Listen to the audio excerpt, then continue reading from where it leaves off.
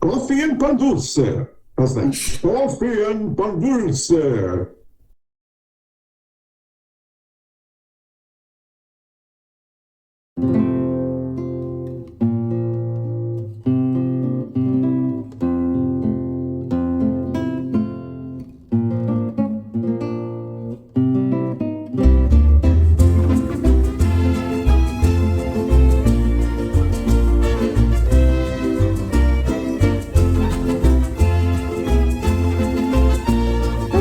Bacon, and I'm a community advocate here in South Charlotte.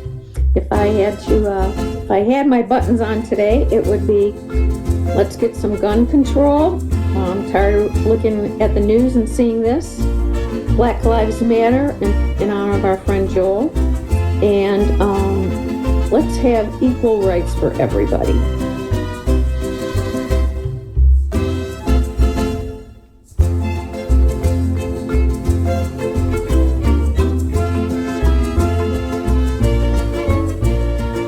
This is James Gunn.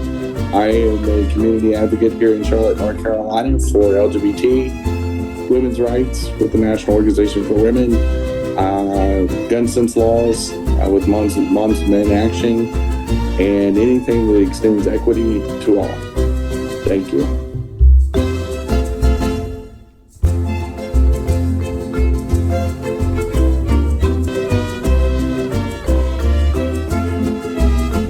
Hey, I'm Christian Cano. You're the co-host. My buttons are Moms and Men Action, gun sense legislation, healthcare for all, Medicare for all, and also in my heart, Black Lives Matter on behalf of Joe Oldham, who's a guest of ours who passed away last year. That's it.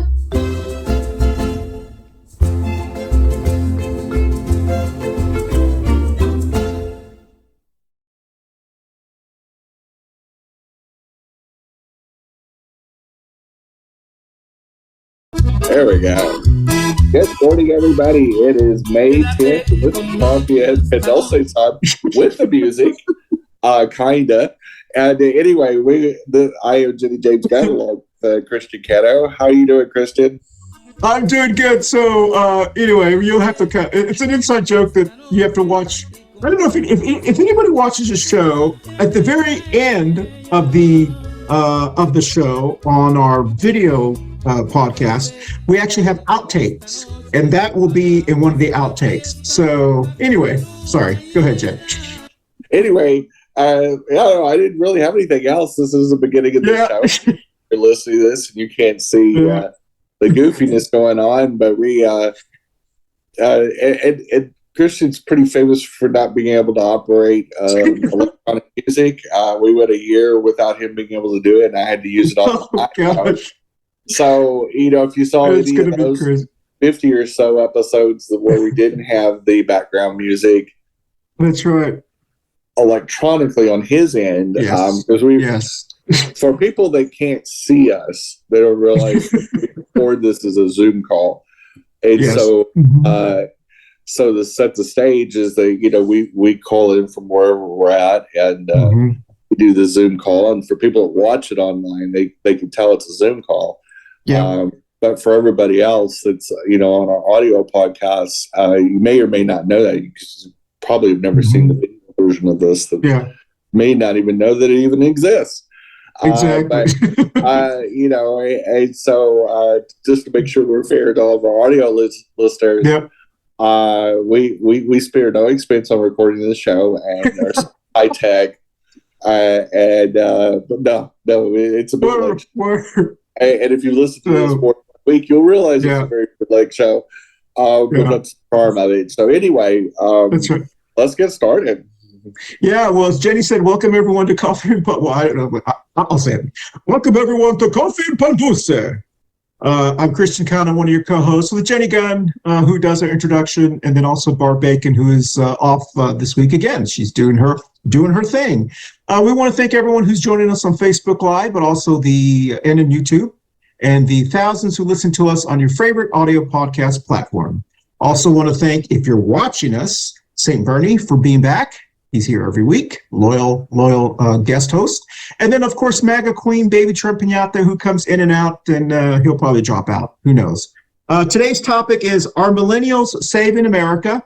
Jenny, you and I are going to have to carry the show again, as we do almost every other week. And then we also, we got a lot of things to talk about, but that's the topic. But we always go into a rabbit hole and talk about other things. So with that said, Jenny, I don't know if you said that, but today is, when this drops, is May the 10th. Welcome to the second week of May. How do you feel, Jen? May already. Wow. Mother's Day is right around the corner. Technically, if you're hearing this on the day that it comes out, we're only 3 weeks from International Pride Month, which is June of every year. Gosh, we need that. My favorite time of the year, which is summer. I always love Pride Month. It's always a jubilant month. There's celebrations around the country, actually around the world. I mean, Pride's not just an American thing anymore. Is that there's dozens of countries that celebrate it in official recognitions, and a lot that can't celebrate it officially or out loud, but celebrate it in their hearts around the world. Because there's people in every space. No matter what Republicans think, we've existed for millennia. We always will exist, and we're not going away. We're kind of like a really bad one. We're just going to be there. So we're amen, Jenny. And we're going to go directly into our section called Barb's Current Events.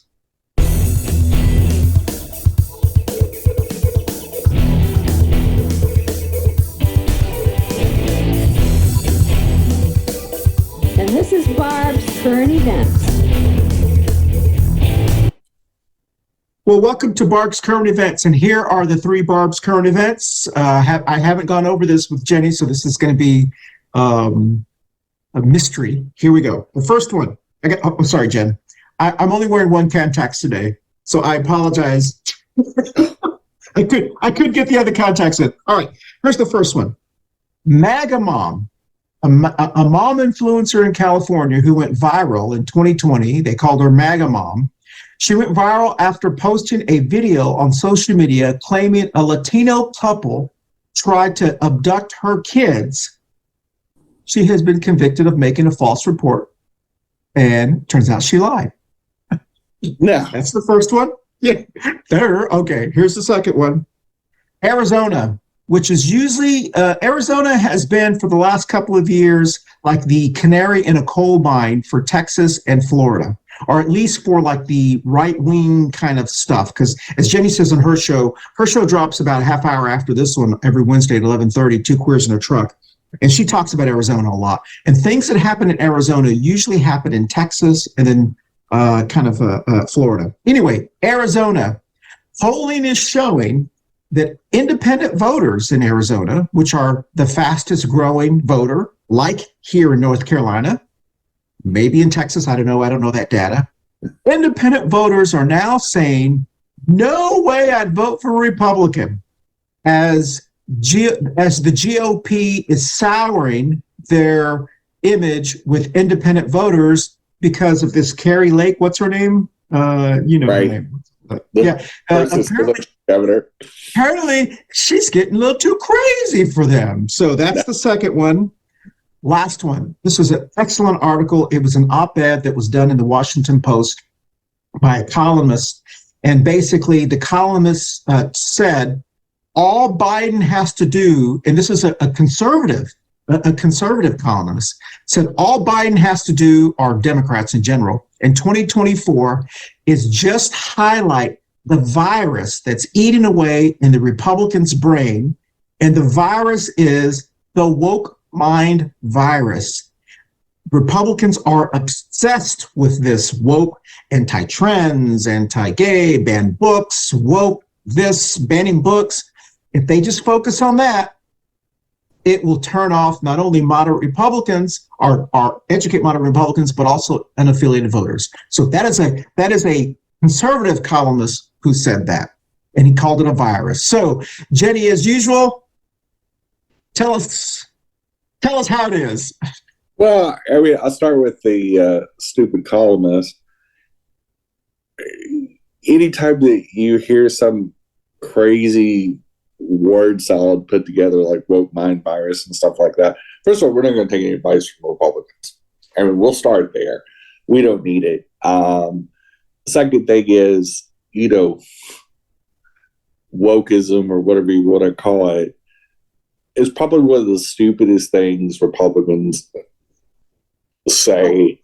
Oh, hey, Jen, let me correct this, because I think you misunderstood that. What he is saying is that it's going to hurt them. Oh, yeah. It's going to, okay. Yeah, he's saying it's going to hurt what he's saying. That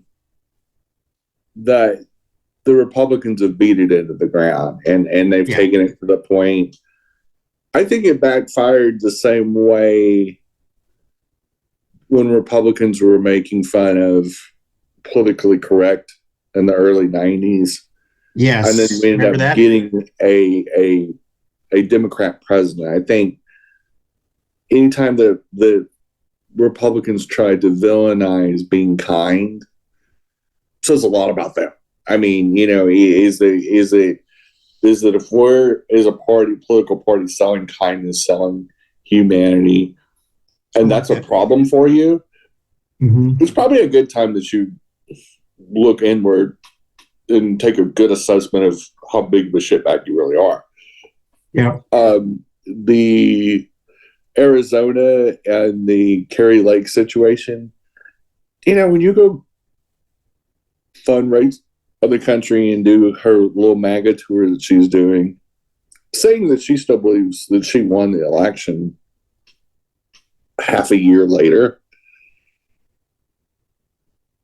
you start to, I don't care how much somebody may have believed it, maybe even some independent voters maybe thought she got cheated. At this point, after the recounts and the investigations, all the gobbledygook clearly the Democrat way. And if Kerry's going to continue to do that, not only does she not have a future in politics, but there's going to be a point where there's going to be a lawsuit. And there should be a lawsuit. Because what you're saying is you're accusing your person that beat you that you cheated to win. And at some point, there has to be an accountability. There has to be an issue. Now, is she helping the Democratic Party? Absolutely, because the Democrats are going, yeah, you are the crazy person that you're proving yourself to be. That here we go, 6 months later, and you're still running your mouth about that you believe that you won. It's not that she believes it's just that she was cheated. She believes she won. And is going around basically talking like she's the governor of Arizona. And there's a lot of hospitals that have people like that in them that believe that they're in France or whatever too.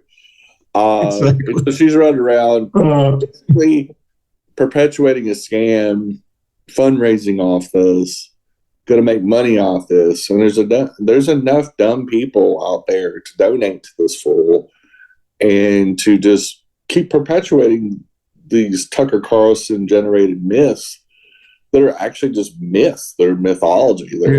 They just, I mean, the Dominion lawsuit dispelled that, that it scared Fox so much they're willing to shell out $787 million to make it go away. I'm going, that's what happens. You keep feeding this stuff, there's going to be consequences. I don't even remember what the third topic is. It was the MAGA mom who was the influencer in 2020 who has been convicted of making a false police report. I want to know the MAGA that's told the truth on anything. That's the news stories. Let's see if we can find somebody that's told the truth about anything. COVID, voting, immigration. Well, I mean, let's go down the list of all the lies. Fentanyl. It's anytime that they're saying something, I automatically know they're lying. If their lips are moving, if their hands are typing, they're lying.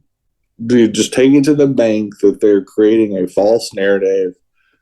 Just like the trans thing, the trans kids, they're chemically castrating kids. They're not chemically castrating anybody.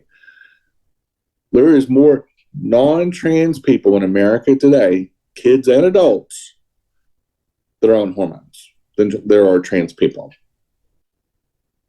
that hormones, androgens especially, can be used for all kinds of treatments. And in fact, synthetic hormones were invented for non-trans people to treat different ailments and syndromes and things of that nature. There's all kinds of reasons why you would need to take testosterone or estrogen alone, and not to mention puberty blockers, T blockers, E blockers, that sort of thing, have existed for some of them. Some of these products have existed for 60, 70, 80 years and had not, their origin story did not come from the trans community. This is not, and trans communities represent less than 0.5% of the population. No pharmaceutical company would invent it just to help the trans community. There's not enough money. Hey, Jen, I have a question. This is completely, and we can edit this out if that's uncomfortable for you. Like women who are going through menopause. Right. Okay. Some of them take hormones, right, to help with their menopause and so forth. The symptoms of menopause is because the body is shutting down the production of the eggs, your ovaries.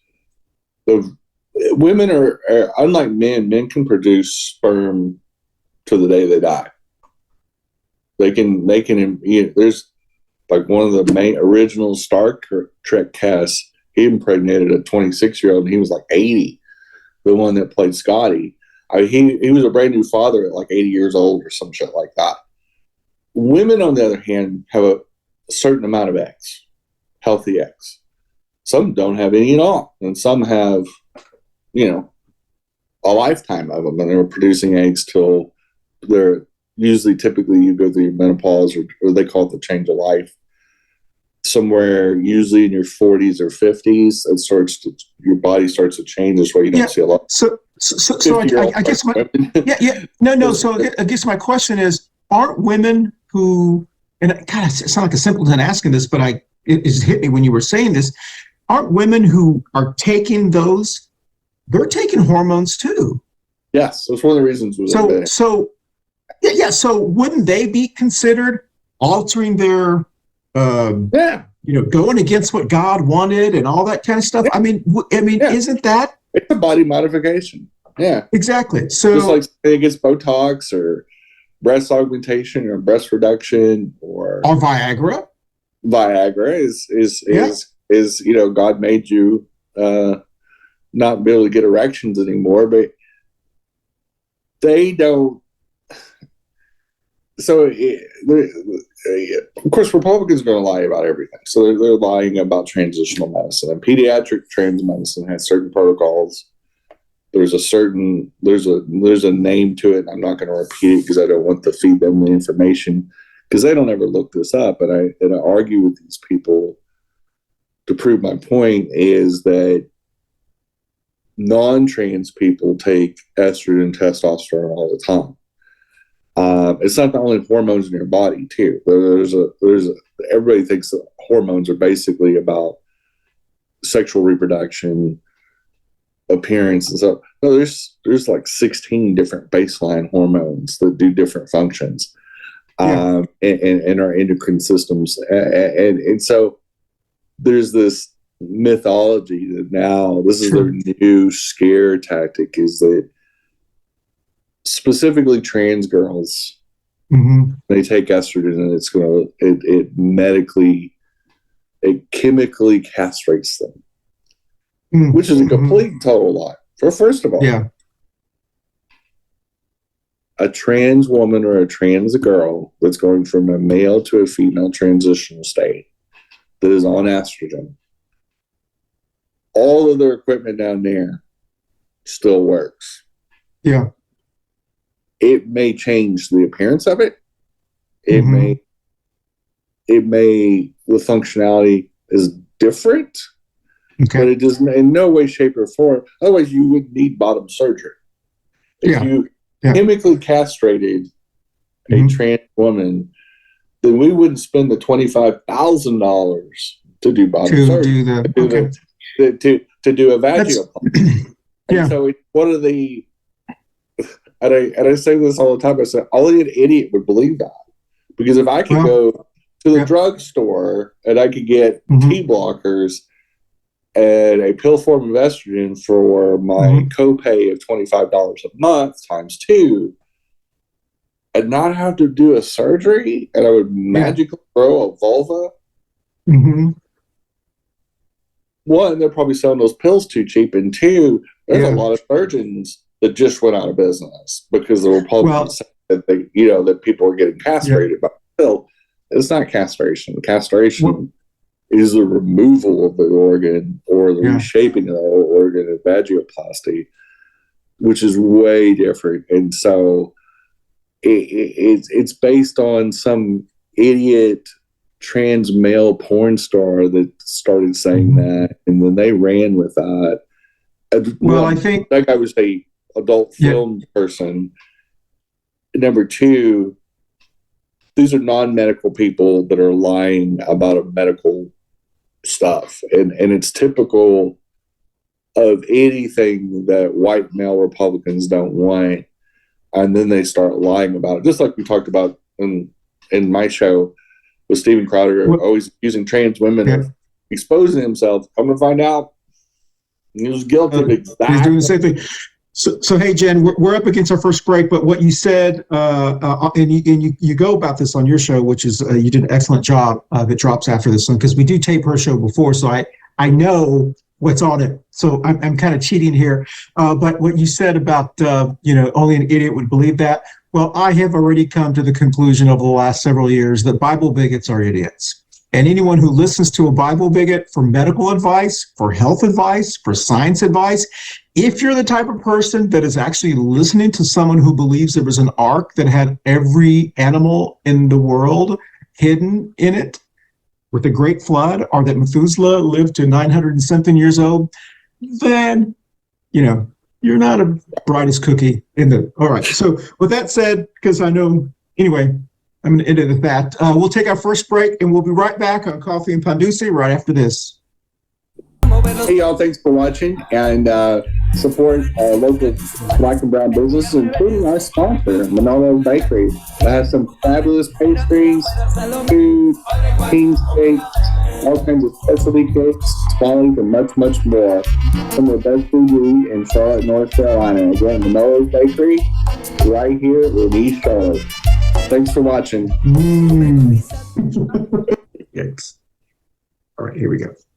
Well, welcome back, everyone. And so today's topic is our Millennials Saving America, but what we're talking about, I think, is really important and also more timely. So do you mind if we stick on this for a little bit? Because I have another question for you.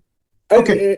And really, it kind of ties into the topic because Millennials and Generation Z are on this front line of these cultural wars. Yeah.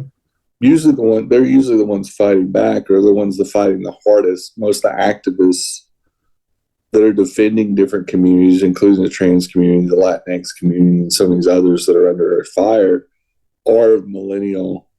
They're usually about 40 years and down. They're about 25 to 40. That's like kind of the activist sweet spot. And so one of the best information things that you see that knowledgeable, millennials point out is that, we can use this pandemic that we, began 3 years ago, and the misinformation at the beginning of the pandemic started popping up right away. Fake memos from the USDA that masks don't work, and all these crazy things that Republicans were doing to discredit what Dr. Fauci would say or whatever, just unbelievably untrue medical stuff. People that were going to take horse dewormer to cure a airborne virus, and just all this it's just manifesting itself in every one of these big lies that they're telling. When you hear them tell it, you go, certainly nobody could believe this. Yeah. But I guess with the death rate of COVID being double in Republican counties, I guess there was or is a little bit of both. There are people that are dumb enough to go to their grave over stuff that's misinformation. And it just, we live in those times where, when they lied about HIV, they lied about so many other things. It typically didn't affect them. But the one good thing about COVID is like, I don't really care if you don't believe. This has nothing to do with belief. This Roma is knocking on your door. And if you refuse to wear a mask, wash your hands, and take a vaccine, she's like, I don't care. It's fine with me. I'm equal opportunity. And if you don't want to do anything to slow me down, I'm going to make myself a nice little home in your body. And I get to do the most damage. And it's just one of those bizarre things that on one side, the low information Republican voter that was so gullible to fall for all that to the point to where they died because of it. It's just really surreal to me, considering how selfish their behaviors are, but how they sacrifice self-preservation so that they could be right. They could be on the right side in their minds. It's all right. That's beyond stupid. And you and I have talked about this a lot, and we've talked about this a lot on the show when COVID started, is this group, this mindset, this you're not the boss of me, that's what I kind of called it, but you're not the boss of me group. We've always known who they were. And COVID, as you said, has been or was the great filter. Is that what you said? The great American filter? Yeah. Yeah. And it showed us who people were. And these were people, if you really think about this, the ones in your family, your friends, the ones that were like this, they were the same way 10 years ago. Sure.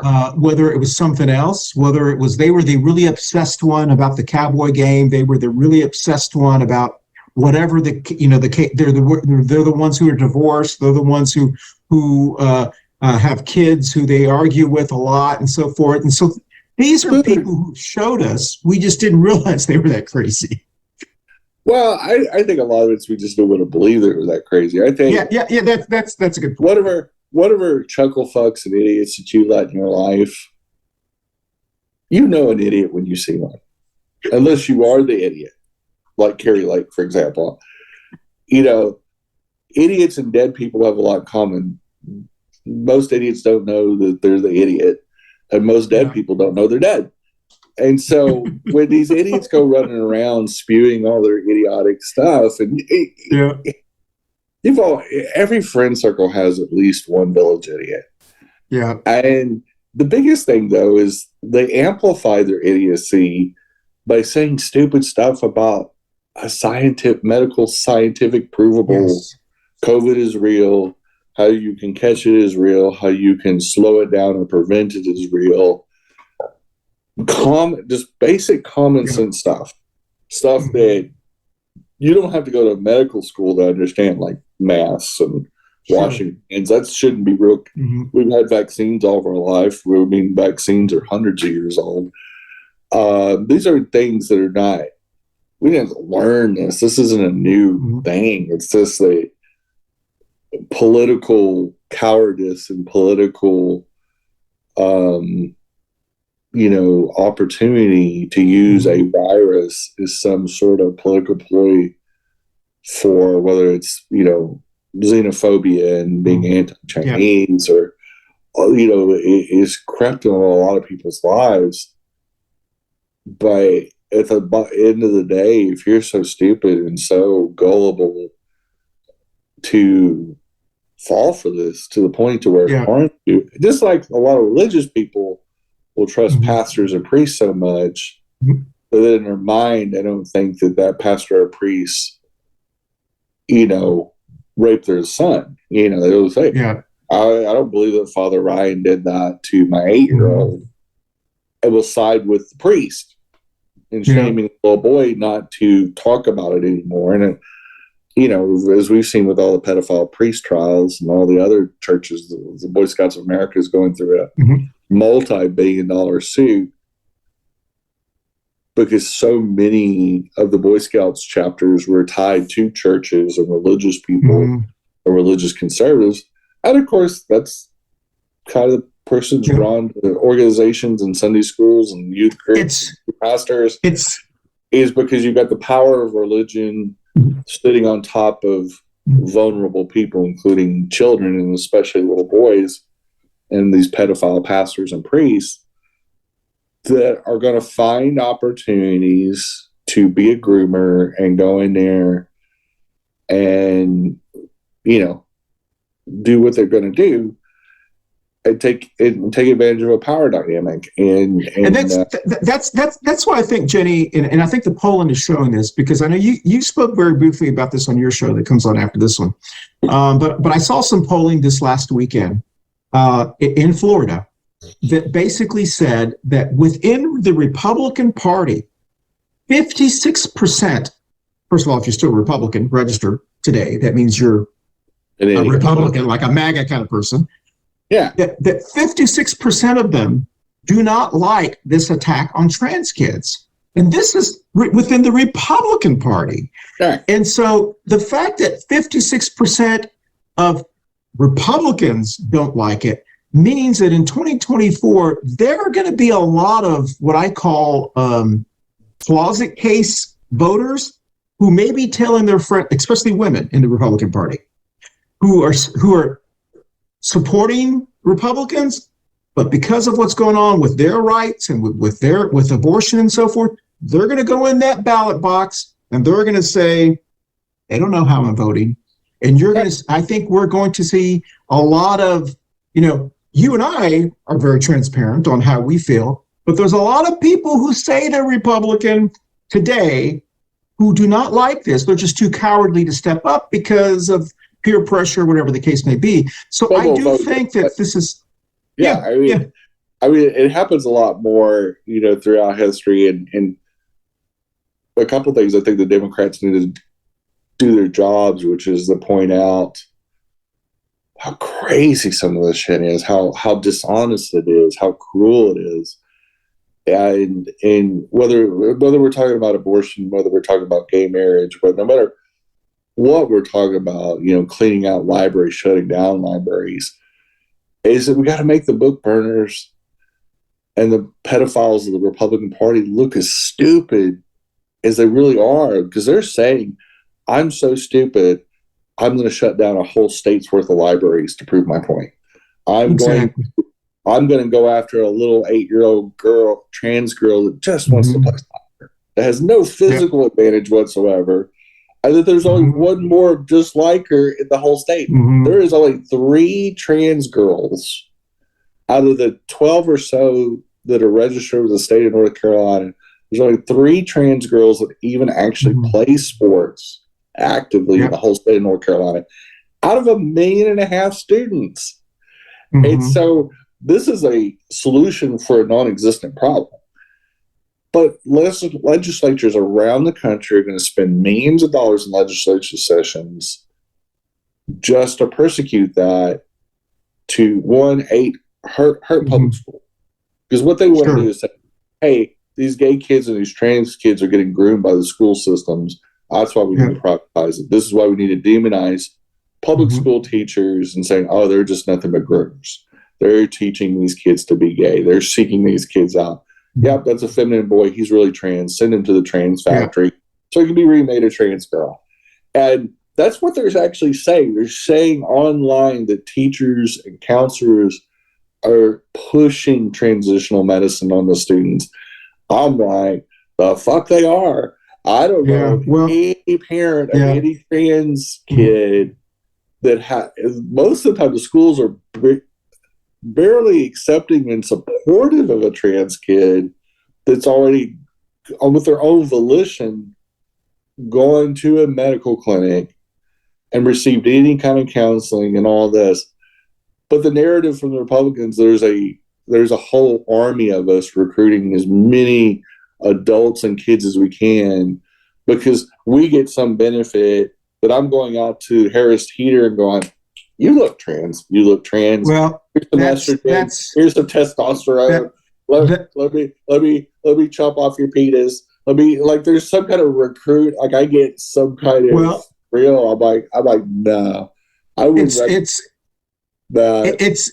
such a silly argument. We're up against our second break, but the same baloney was used during the AIDS crisis, where They're trying to turn people gay. They're giving them like toasters for turning gay, you know? And so it's, all right. Hey, listen, we're up against a second break, and then we'll go into our Millennials Saving America a little bit more and how this all relates, because you're exactly correct, Jen. I think it all relates to each other. So we will be right back on Coffee and Pan Dulce right after this. Hey, everyone. Thank you so much for watching our Coffee and Pan Dulce show every week.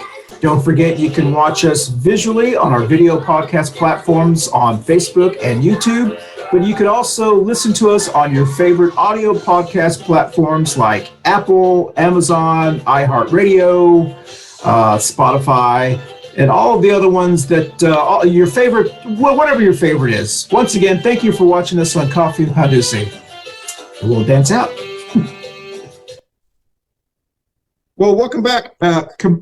Completely agree with you, but I want you to keep, let's talk about this, because this is kind of important to us, you and me and Barbara and those of us who live in North Carolina.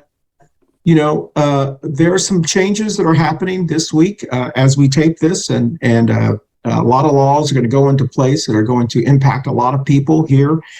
But I thought the response from Governor Cooper, our current governor, was a brilliant response. And I thought it is a tip of the iceberg on the messaging that we can use in 2024, not just in North Carolina, but all around the country. What he said was he sees this as an economic issue.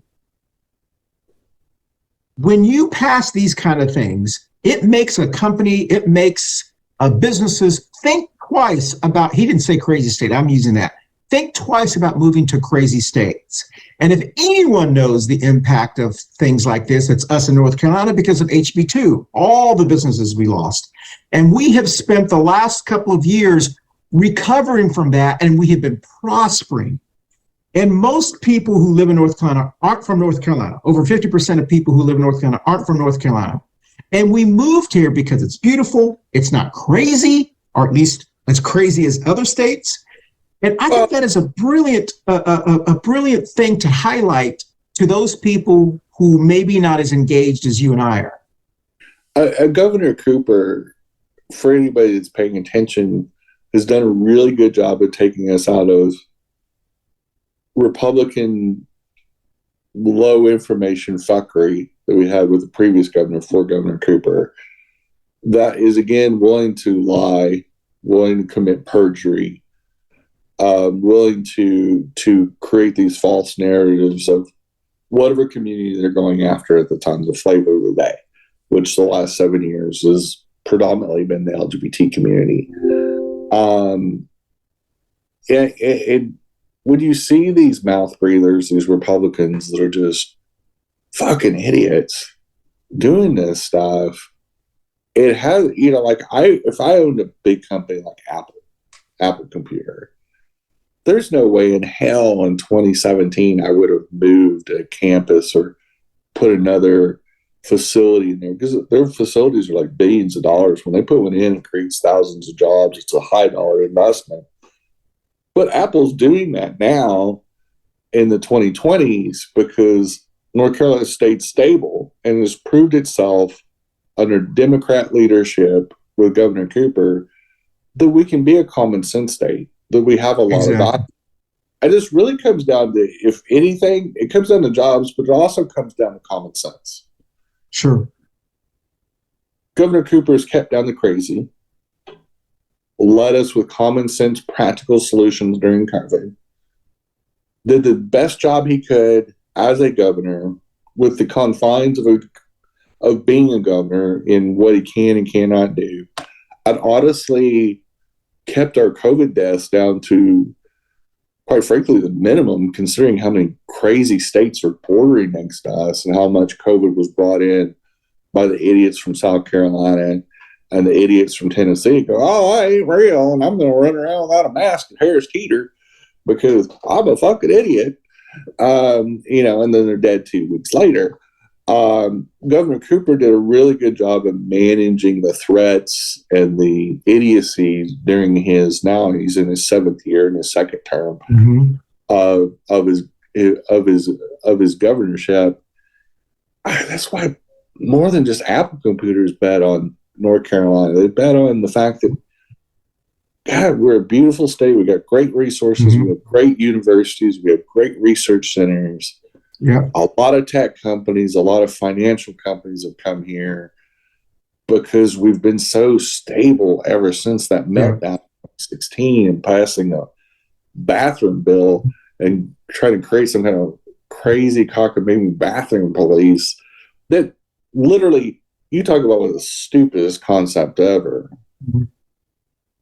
That somehow the party of small government and personal responsibility thought it was necessary to have governmental overreach into public restrooms is the dumbest. Chris, I mean, look who authored it. Yeah. Bathroom Bathroom. That's one of the dumbest all-time politicians of all time. How he's still in Congress says a lot about his district. To vote that. Because he has to run in a kind of a rural, kind of low education, low information district. He can't win in a big city. He can't win in Charlotte. That's why he drew his district or his friends. Exactly. That's why he lives in Charlotte. For those who are watching this, his name is Dan Bishop. We call him Bathroom Dan, and anyways. But kind of to your point, and you mentioned this earlier, how Millennials was saving America. This is all of the stuff that you and I are talking about, that are the fake outrage coming from younger boomers and Gen Xers and maybe even older millennials that are pushing all of this crazy fake outrage narrative, talk.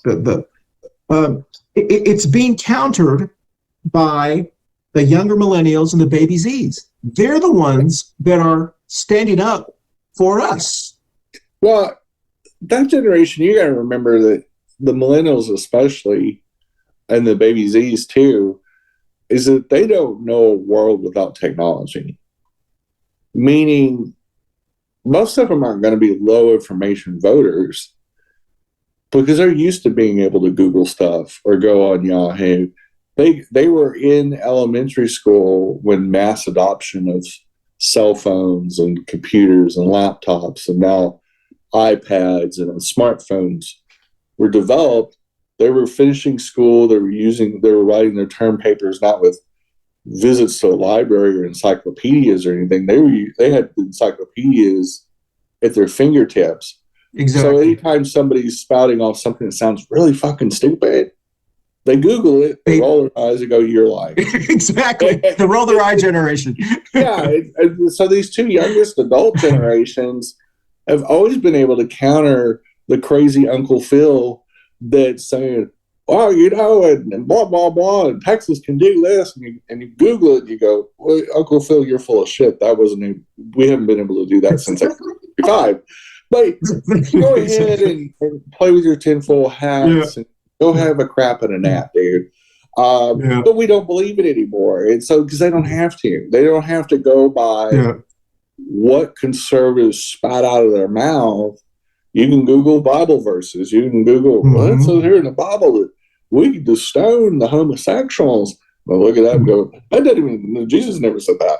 Like, you're misquoting Jesus, you're misquoting the Bible.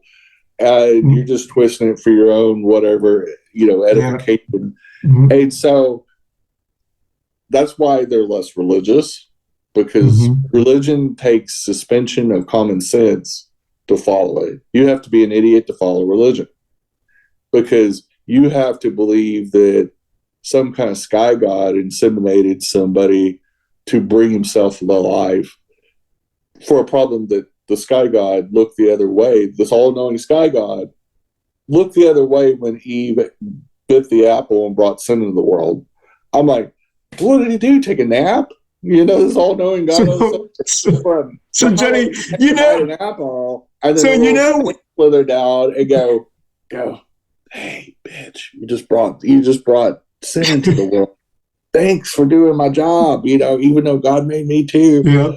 It's this crazy cockamamie Christianity, white nationalist, nutty thing that's killed indigenous people all around the world and gotten, created slavery and created all these crazy blights on humanity and history. Yeah. That now people aren't having it. Back then, when people threw revolutions, they still like, I don't quite hate the government, but I just don't like this current version of it. Because Marie Antoinette's just a horrible human being, and we just don't like her hair. So let's go ahead and kill her, and let's do a French Revolution or whatever. But now people, at the tip of their fingers, they can look up candidates, they can look up their history, they can, for the most part, especially millennials and baby Zs, they vet everything. You can't lie to them unless they're young Republicans. Yeah. Because then they go, well, it's according to my news source, that doesn't have any degrees in journalism or in medicine, is spouting off that COVID's fake. But for the most part, you can listen to some. They can listen to something, and they have enough common sense and enough research tools. That doesn't sound right. I think you hit the nail right on the head, and especially those of us who, those who listen or watching. If you've been following us for a long time, you know that Jenny and I, Barbara as well, and Mom Ruth, who was a former guest of ours, and all of our co-hosts of ours.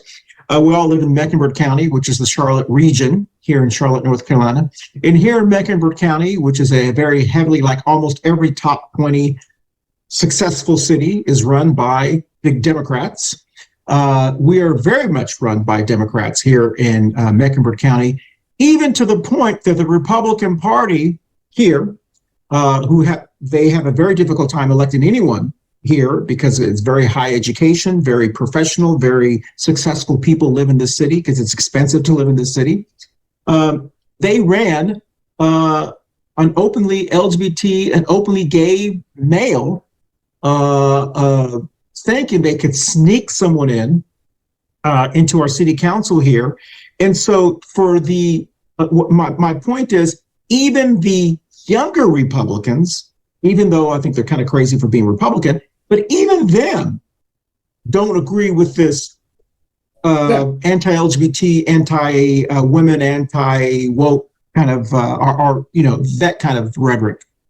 Well, because when you hear a question, like if you're a poll person and you're calling them or you're doing an online poll, and you're going, do you think it's right to target kids? Whether they're trans or not, let's take trans out of the equation.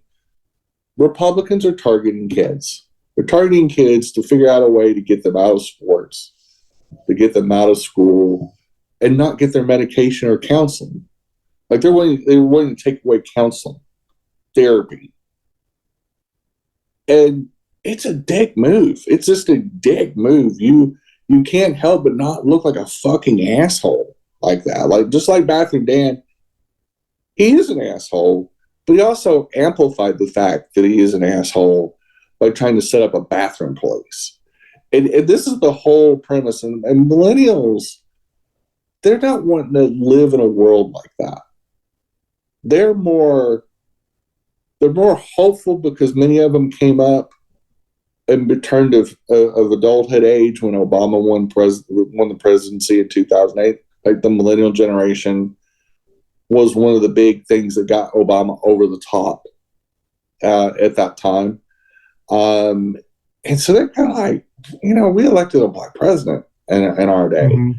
And now that they've, got a little bit older, they're still staying very progressive because they're like, now progressive politics is what's going to push back against this fascism. It's what's going to keep fascists at bay.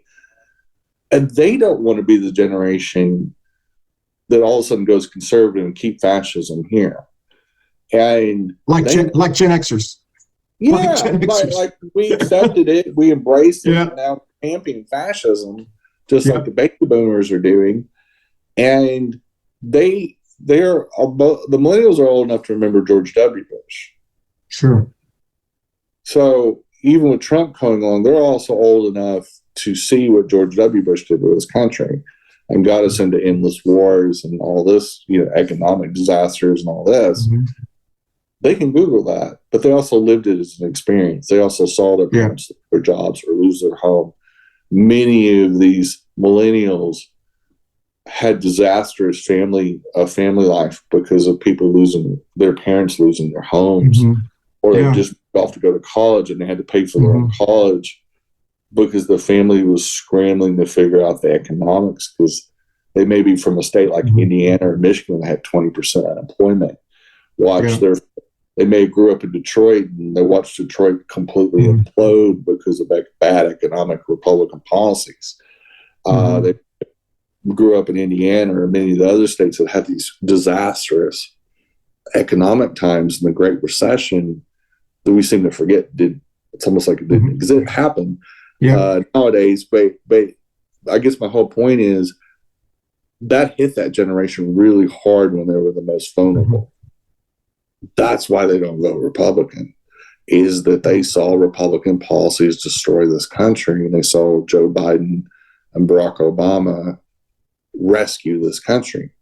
And so, hell yeah, it's just like the kids that were coming of age when Roosevelt was turning this country around.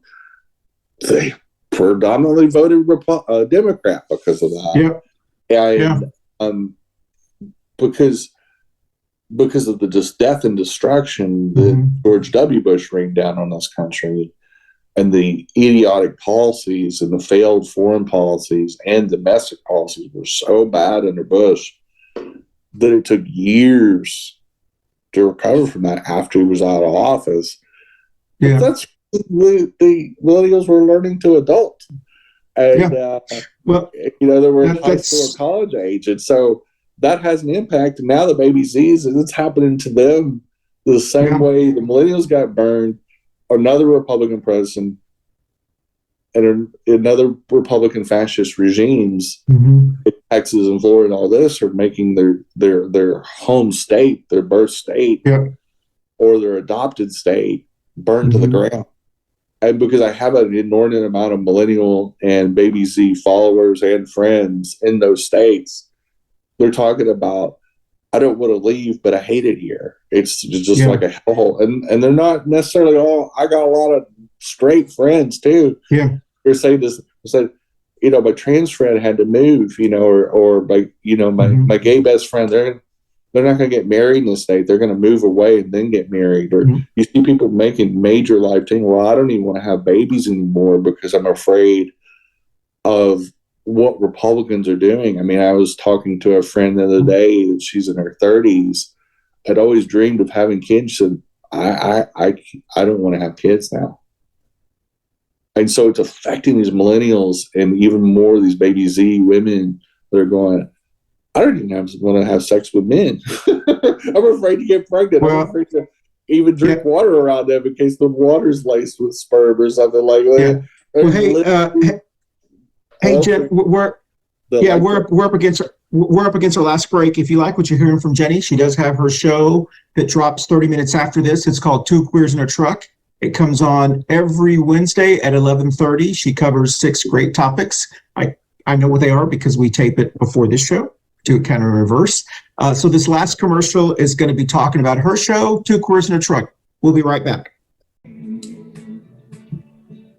Up next is Two Queers in a Truck with Jenny and Christian. And hope you guys tune in. We'll see you in about 15 to 20 minutes. Thank you. Bye. Well, welcome back. And so don't forget to catch her show because she has some great topics that she's talking about on her show as well. But I agree. And you got to remember the oldest millennials were born in 1980. So right now they're that top end of the generation's turning 43 this year. Meaning the majority of millennial cisgendered women that can get pregnant are still able to get pregnant. And so I think that it's going to backfire. It's the same way that the ones that maybe had kids when they were younger in their early 20s and now are turning 40, 41, 42, their kids are coming out as LGBT. And they're going, my kids are getting targeted. My niece is getting targeted. I have a trans niece that's 14, and she lives in Little Rock, Arkansas. And Arkansas is trying to take away her medications that are making her happy and saving her life. You can't not see that impact. You can't not see the human tragedy that the Republican Party is unleashing on people. But the good side is they can vote next year. Yeah. They can say, not in this state, not in this. What it's going to do is the extremists of the Republican Party, which Ted Cruz is on the ballot next year. Yep. In fact, somebody just announced that's a retired football player and a well-liked young man is running against Ted Cruz. He already announced his candidacy today. Which would be a week ago. Okay. Which would be a week ago, and it's making all the headlines because this guy's going to come hard. Yeah. For Mr. Is he? And this is the first time I've heard it. So is he running as a Democrat, a Republican, or was he? He's a Democrat. He is running as a Democrat. I've actually bookmarked it. Okay. But he is I think a Texas A&M grad. But he also played pro football as an offensive lineman. Last thing Ted Cruz wants is an Aggie running against him because they are loyal to each other. I can tell you, they are very, very loyal. Yeah, because Ted Cruz is not from Texas. He's not. He's not a multi-generation Texas. In fact, Ted Cruz is an anchor baby and of undocumented parents that came to this country. Wow, that's bizarre. Hey, listen, while you're looking at that, let's jump right into with the last 7 minutes we have. Let's jump into our Pendejo Chronicles.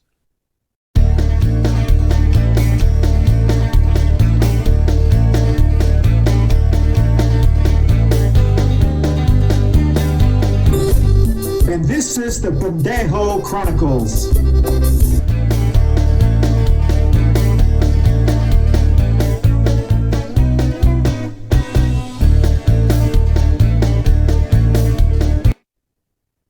Well, I'm not actually going to read anything from our Pendejo Chronicles. Those who follow us on new segment. I do want to follow up on who the guy's name is Allred, Allred.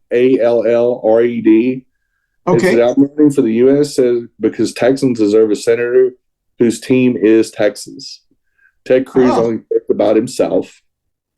And yeah, I mean, it's really cool. Hey, I'm going to have to.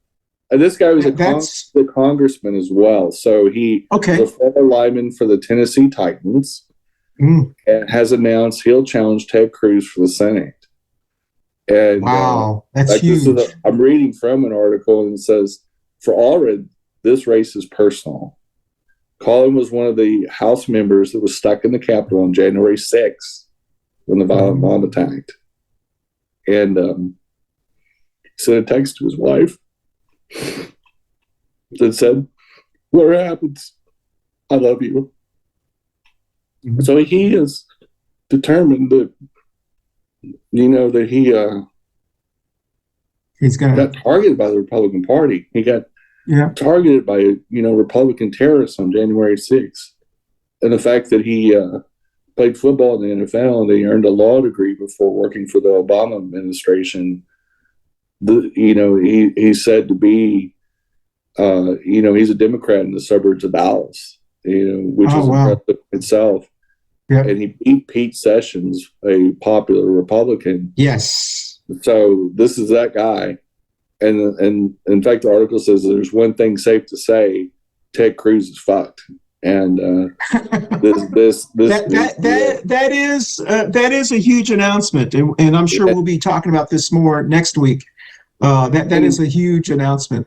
And things like that have consequences. This is the find out part of January 6th. This is the find out part of the fuckery and debauchery they did to Americans during COVID.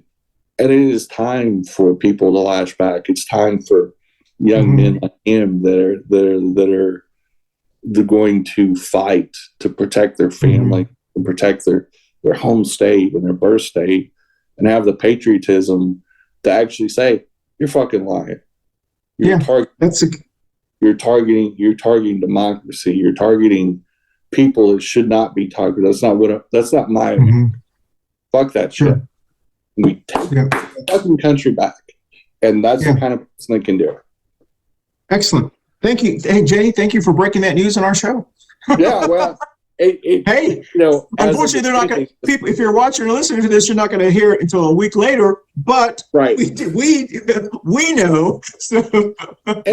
and we need to take down people like Ted Cruz. Yeah. That are the leading edge of misinformation, the leading edge of these border lies, this whole misinformation that gets people killed, gets people targeted. It gets people like an Abbott that feels comfortable saying, well, that shooter, he killed, illegal immigrants, illegal immigrants. Yeah. But one of the women that he killed while she was protecting her kids from this cockamamie asshole is a resident, is a legal resident, has a legal residency card, is legally allowed to be here in the United States. And because of the color of their skin and because of their last name, it was automatically assumed by a governor of a U.S. state that they have to be illegal. The brown people in Texas can't be legal, is what he said. Every Tejano in Texas that defends that asshole, he was told you, a shooting victim, a woman that got murdered in cold blood while protecting her family from a nut job with a gun, has to be illegal. He didn't just spit on her grave, he shit on her grave. And if Tejanos keep voting for dumbasses like that and Ted Cruz, they get the government they deserve. And the way to change that is to vote that piece of shit Cruz out of office next year. Amen. That's exactly what. I completely agree with you, Jenny. Listen, we've run out of time. The Pendejo Chronicles, I guess, will be Ted Cruz. Yeah. So that will be exactly every week. Between Abbott and Ted Cruz, we can just rotate that in and out, and they say something stupid or racist or transphobic every week. I mean, that's right, because they're liars and assholes. So listen, we've run out of time, so we're going to go around the Brady Bunch screen so you can tell us who we're going to be, Jen. But before we do that, I do want to just remind people the next 3 shows in May. The next show that will be dropping on May 17th is entitled Woke Drag Queens, Cancel Culture, CRT, Oh My. We'll be talking about all those fake outrage issues. Once again, we've talked about those several times over the last couple of years. On the 24th, we'll do our last edition, or at least our 3rd edition of the Coffee and Pan Dulce, the biggest Queens show.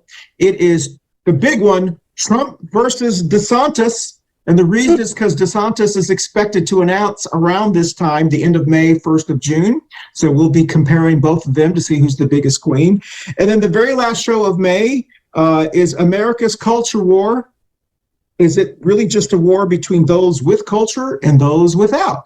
And then, of course, we will go into our summer shows, which we'll post those in the next couple of weeks. But we'll really be highlighting Pride Month, because if any time we need Pride Month, it is in 2023. It feels like it. So this is something that I think that I know that I personally need. And so I know a lot of our viewers and listeners hopefully will, this is the time to really show your support after a tough year so far. So, hey, Jen, in 30 seconds or less, the weekend after, actually, it's Mother's Day weekend. So where are you going to be? Do you have any idea? So on May 17th, we start our annual Real Out Film Festival with Charlotte Pride. So if you're in the greater Charlotte area or have a drivable distance, we start on that May 17th, which is Wednesday, and it runs through Sunday. And we have a selection of LGBT films. All ticket sales go to support Charlotte Pride. And it's actually a really small, intimate, fun time that isn't quite as overwhelming or as big and extravagant as the Charlotte Pride event, which is swollen up to 250, 270,000 people over a couple of days. So it's a good time. These are all films created by and with the LGBT films. We have a short film festival on opening night, which is the 17th. And then the rest of the time it's feature films, feature-length movies. And so it's a fun time. It's a low-key time. I usually work it every year that we have it. Mm-hmm. And it's just something that I give back to my community by volunteering. And I actually screen most of the films that are seen in this thing so that we make sure that they, one, have appropriate material that's uplifting or talking about our community, and number two, that they're worth watching, because we just don't want to put films into a film festival that are absolutely awful and unwatchable. Mm-hmm. So we do our due diligence to put out the best product we can, and we work with a film screening company that provides us these films called Film Freeway. And it's a good time. It's not much different than going to a Sundance Film Festival, except our entire theme is around the LGBT community. Is the only difference. Excellent. We'll look out for that, and we'll continue to promote that. And then when you see our next show, for those who follow us and watch us, we did a Cinco de Mayo show last week, and the wonderful brainchild of Jenny and I have decided to put on our roving reporter hats this Friday, which is, we're taping this, so this will be actual Cinco de Mayo. And we will be on the streets of Charlotte asking people what Cinco de Mayo is all about. And that video, that short clip, will be on the show, which drops on the 17th. And I'm sure that's going to be a blast, because Jenny and I always have a good time when we do things like this. Actually, it's our first time doing this, so we'll be interested to see. Hey, and Tucker Carlson, Fox needs a show to replace Tucker Carlson. Hey, maybe we can, and Don Lemon. So, hey, maybe we can. Maybe we would have more of one of those. Probably popping on CNN as a franchise show. It would be interesting if Fox were to hire us. Hey, we can be like that Diamond and Cheesecake, whatever their names were. We can be like pro. We can suddenly turn into like pro-Trump people. And you will be on your journey on your own. I would never. That's unless I fall off a balcony onto my head twice, maybe, and become bad enough. But maybe Fox would like some counter programming, because a lot of Republicans are saying Fox has become woke because they fired. That's right. Hey, who knows? Maybe we can bring the wokeness to the Fox mouth breathers. That's right. All right. Well, thanks, Jen. Thank you so much for helping me carry this. And hopefully, Barb, we'll see you next week. We hope so. If not, then we'll have to carry the show again. But we will be having a special guest on next week, we hope, for our taping. So with that said, I will dance us out. Hold on. Let me see if I can get this going here. Okay? Yeah. All right. Bye, y'all. See you next week. Thanks for watching. Hey, y'all. Thanks for watching Coffee Pan Dulce. Watch out. Tucker Carlson is unemployed, so he's probably out roving around. Otherwise, have a great week and be safe out there. Happy May. Bye, y'all. Next up, thanks for watching Coffee Pan Dulce. Next up is Two Queers and a Truck. Stay tuned. Coffee Pan Dulce. How's that? Coffee and Pan Dulce. Sounds great. It sounded like a telenova. I mean...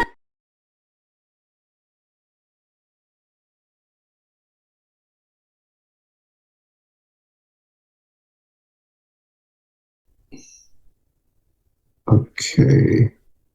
And then, here we go. Ready? Come on.